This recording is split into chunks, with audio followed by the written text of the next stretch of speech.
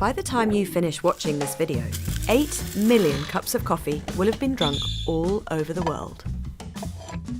Coffee has been consumed for at least 1,500 years, and some say its impact is so great that it helped fuel the Enlightenment, which gave rise to some of the big ideas that underpin the world as we know it. The main active ingredient of coffee is caffeine, which is considered the most widely consumed psychoactive drug on the planet. So where does coffee come from, and what does it do to us when we drink it? Coffee comes from the fruit of the Coffea arabica plant that originated in Ethiopia. One story claims a 9th century goat herder called Kaldi saw his goats were more full of energy after eating coffee berries, so he had a bite too. Historic records suggest the Sufis of Yemen roasted the seed of the coffee berry to create the beverage we recognise today. In the 15th century, the first coffee houses began to appear across the Ottoman Empire before spreading to Europe in the following centuries. Coffee houses in Europe became a space for discussing business, politics, and new ideas. One academic, Jürgen Habermas, even says without coffee, we might not have had the Enlightenment. Philosophers like Kant and Voltaire, who is said to have drunk as many as 72 cups a day, started to question the Catholic Church's interpretation of the world. Instead, they looked to science, believing that everything in the universe could be rationally explained. This so-called Age of Enlightenment radically changed the world as we knew it. It led to the overthrow of monarchs, the growth of democracy, and numerous scientific discoveries. Coffee also fueled the slave trade.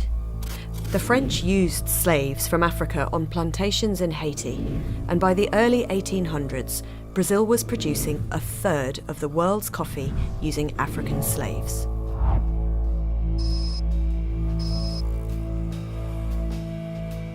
Did coffee give rise to capitalism too? Companies started giving away coffee to their workers and eventually let them have coffee breaks. This wasn't an altruistic move. They were trying to increase worker productivity. Fast forward to the present, and 2 billion cups of coffee are consumed every day. It's a $90 billion a year industry, and more than that, it is a fundamental social part of everyday life for billions of people. So, how does coffee impact the body? When caffeine enters your digestive system, it's absorbed via the intestine into the bloodstream. But the effects only start when caffeine hits the nervous system. This happens because caffeine has a chemical structure very similar to that of a substance produced by our own body, adenosine. Caffeine binds to the body's adenosine receptors, which can be found on the surface of nerve cells. It's like a key opening a lock. Adenosine is known to slow down the sympathetic nervous system. It reduces your heart rate and generates a state of drowsiness and relaxation. By blocking these receptors, caffeine generates the opposite effect. Your blood pressure, for example, may increase slightly, especially if you are not used to drinking coffee often. The same goes for brain activity. Caffeine stimulates the brain, suppresses hunger, and helps you stay in a state of alertness so you can concentrate for longer. Caffeine can have a positive impact on your mood, inhibit feelings of fatigue, and can improve physical performance. So, many athletes use it as a supplement.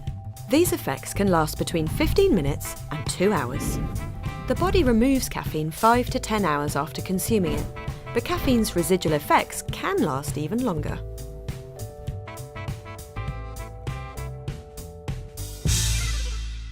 If you want to optimise caffeine's effects on your body, experts suggest abstaining from caffeine in the afternoon so your cup of coffee the following morning has more impact. Coffee also requires care when it's drunk. For healthy adults, the recommended maximum limit is 400 milligrams of caffeine a day. That's about 4 or 5 cups of coffee. Exceeding this limit can lead to side effects such as insomnia, nervousness, anxiety, tachycardia, stomach discomfort, nausea, and headache. Toxic effects like seizures can be seen after the rapid consumption of around 1,200 milligrams of caffeine. That's the equivalent of around 12 cups of coffee. Of course, these limits vary from person to person. Some people are genetically more sensitive to caffeine. But when drunk in moderation, coffee can be good for your health. For instance, it's associated with a reduced risk for type 2 diabetes, cardiovascular disease, some cancers, and Parkinson's. And these health gains aren't just linked to caffeine.